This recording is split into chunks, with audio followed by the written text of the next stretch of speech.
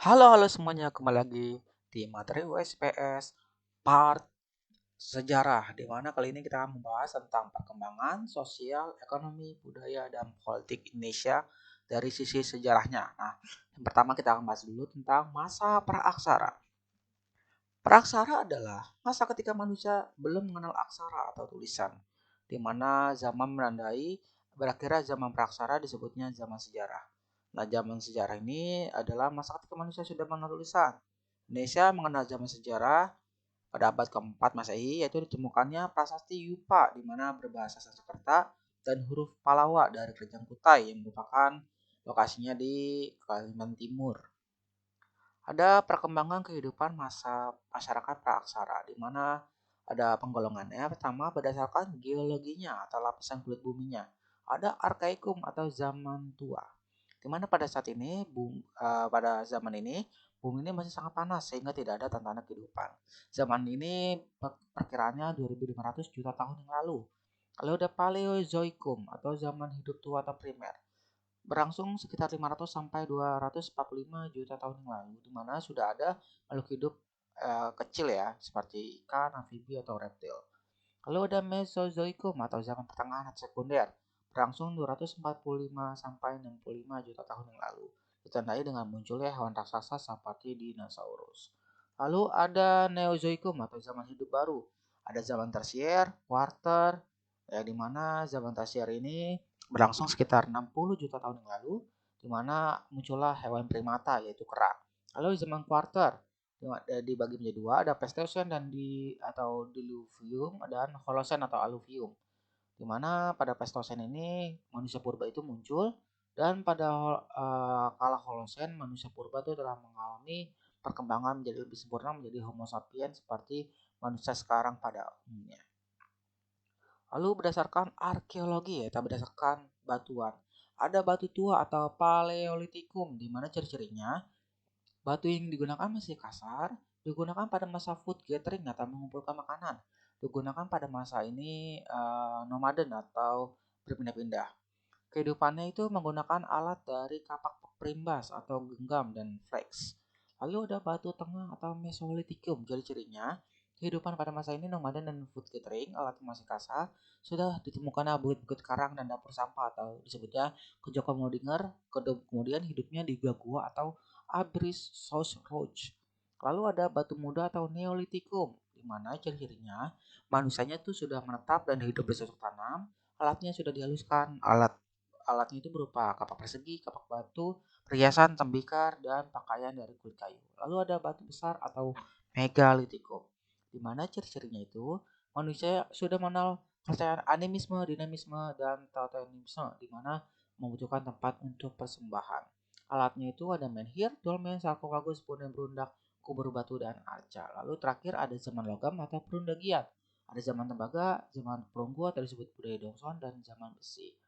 Lalu ada kehidupan masyarakat praaksara Indonesia dari sisi ekonominya. Dimana untuk memenuhi kebutuhannya tentu dia uh, melakukan masa berburu dan mengumpulkan makanan, dimana yang diburu itu seperti siput, kerang maupun binatang buas lainnya, lalu memungut umbi-umbian. Dimana untuk tempat tinggalnya mereka menetap di gua-gua dekat sumber air.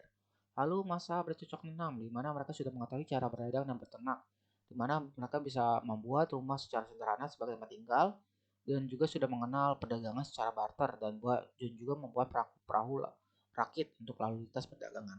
Lalu masa perundagian, di mana mereka sudah bercocok tanam untuk kebutuhan makanan mereka, di mana dia tempat tinggal itu dengan membangun pedesaan. Lalu untuk perdagangannya masih barter, tapi alat di perdagangan itu ada alat pertanian, alat upacara, dan kerajinan. Lalu di bidang sosialnya, masa berburu dan mengumpulkan makanan di mana masih sangat sederhana ya, di mana laki-laki tugasnya berburu dan perempuan tugasnya untuk mengumpulkan makanan dan menjaga anak mereka. Di mana komunikasinya itu masih menggunakan bahasa yang sederhana. Lalu masa bercocok tanam, di mana mereka bercocok tanam dan kemudian hidup menetap membuat perkampungan sederhana, di mana mereka bertani kemudian membagi pekerjaannya ya, di mana ada sistem gotong royong dan menggunakan komunikasi yang lebih majemuk lagi atau lebih beragam lagi. Lalu ada masa perundagian di mana sudah membuat perkampungan dengan skala yang lebih besar dan juga lebih teratur, dan kelompoknya itu lebih beragam atau majemuk. dan pembagiannya itu kerjanya itu lebih tegas lagi ya. Lalu dari sisi pengelompokan masyarakatnya semakin majemuk karena perbedaan status sosial. Lalu dari sisi budaya, di mana mereka semakin mahir dalam hal membuat alat dan kesenian dan mengembangkan sistem kepercayaannya. Di mana dalam hal masa berbudaya mengumpulkan makanan, dia menggunakan alat yang masih sederhana seperti alat serpi, batu, kayu, tulang, dan kapak genggam. Di mana mereka juga masih sudah mengenal sistem kepercayaan, tapi berhubungan dengan orang mati, orang hidup, dan kesadaran atau kekuatan gaib, di mana menjadi dasar kepercayaan mereka. Lalu ada masa bercocok tanam di mana pada saat itu alat-alat yang dipakai itu seperti beliung persegi, kapak lonjong, mata panah, gerabah, perhiasan dan lain-lain. Lalu keseniannya juga sudah membuat gerabah dan tembikar, lalu membuat alat-alat yang besar ya pada saat zaman megalitikum seperti punden berundak, baku berbatu dan sarkofagus. Kepercayaannya juga animisme dan dinamisme. Lalu yang dimana merupakan pemujaan terhadap roh nenek moyang dan benda-benda gaib. Lalu pada masa perundagian, di mana yang dipakai itu sudah mulai modern ya, dengan menggunakan teknologi teknik kecil perdu, di mana yang dipakai itu logam, di mana contohnya sudah mengenal lukisan yang dihubungkan dengan hal-hal gaib dan mengenal kepercayaan tunggal atau monoteisme atau monoisme. Yang lalu ada jenis-jenis manusia purba, di mana jenis manusia purba di Indonesia ada golongan menjadi pertama Meganthropus palejavanicus merupakan manusia purba paling tua dan hidup sekitar 1,9 juta tahun yang lalu. Penemunya itu ada Von Koningswald di Sangiran, Jawa Tengah. Lalu ada Pithecanthropus erectus di mana paling banyak ditemukan di Indonesia, di mana hidupnya itu sekitar 700.000 tahun sampai 1 juta tahun yang lalu. Lalu ada Homo atau berasal dari kata Latin atau manusia, di mana manusia purba ini yang paling muda, di mana uh, manusia yang jenis Homo ini paling menyerupai manusia sekarang, di mana hidup 2005 tahun sampai 40.000 tahun yang lalu dan dianggap menjadi kebudayaan lebih tinggi dibandingkan jenis manusia purba lainnya. Di mana di sini ada tabel tentang penemuan fosil-fosil manusia purba di Indonesia. Di mana pertama di sini pada lapisan tanah Pleistosen atas atau lapisan ngandong.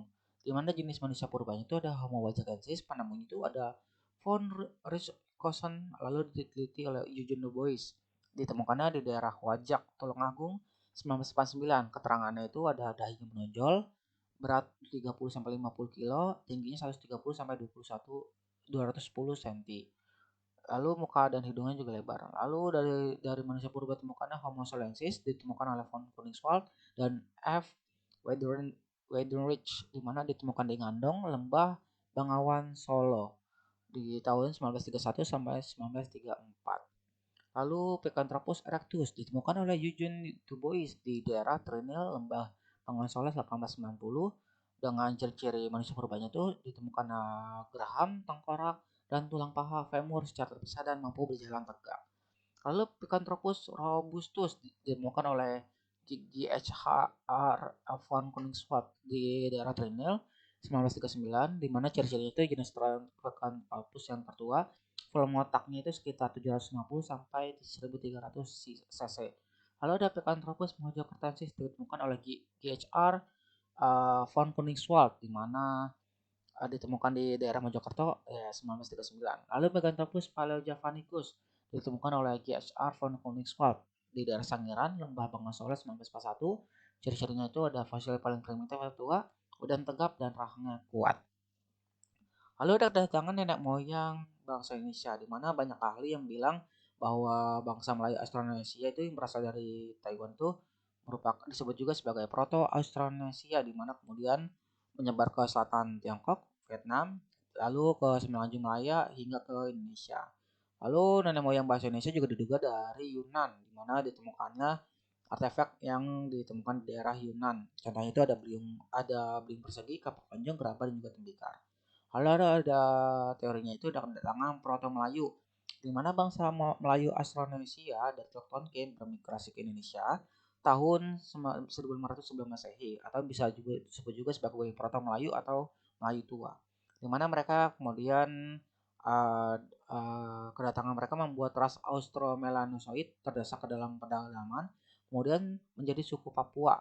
Nah, di mana lalu Proto Melayu ini datang melalui dua jalur ya, di mana ada jalur pertama itu ke bagian timur Indonesia, kemudian ke Sulawesi, Maluku dan Papua, di mana dia membawa budaya Neolitikum berupa kapak konjong dengan ditemukannya banyak artefak di sana. Di mana keturunan Proto Melayu ini contohnya itu ada suku Toraja. Lalu jalur kedua itu melalui bagian barat, di mana menyebar ke Sumatera, Kalimantan, Jawa, Bali, dan juga Nusa Tenggara, di mana kebudayaan itu membawa beliung persegi dan ditemukan artefak ya. Keturunan Proto Melayu itu ada suku Nias dan suku Batak. Lalu ada kedatangan Deutero Melayu, di mana migrasi penduduk dari bangsa Melayu Austronesia dari Teluk Tonkin ke Kepulauan Indonesia diperkirakan sekitar 300 sebelum Masehi, di mana membawa budaya baru dan disebut juga budaya Dongson atau budaya perunggu. Di mana mereka kemudian mendesak bangsa Melayu Austronesia mendesak Proto Melayu yang lebih dulu menetap ya. Kemudian Deutero Melayu ini menyebar ke Spanyol pesisir dan daerah pedalaman. Keturunan Deutero Melayu ini ada suku Minang, ada suku Jawa, dan juga suku Bugis. Oke, itu aja untuk pembahasan kali ini. Untuk materi masa Hindu-Buddha di Indonesia akan dijelaskan di video berikutnya. Wassalamualaikum warahmatullahi wabarakatuh dan adios.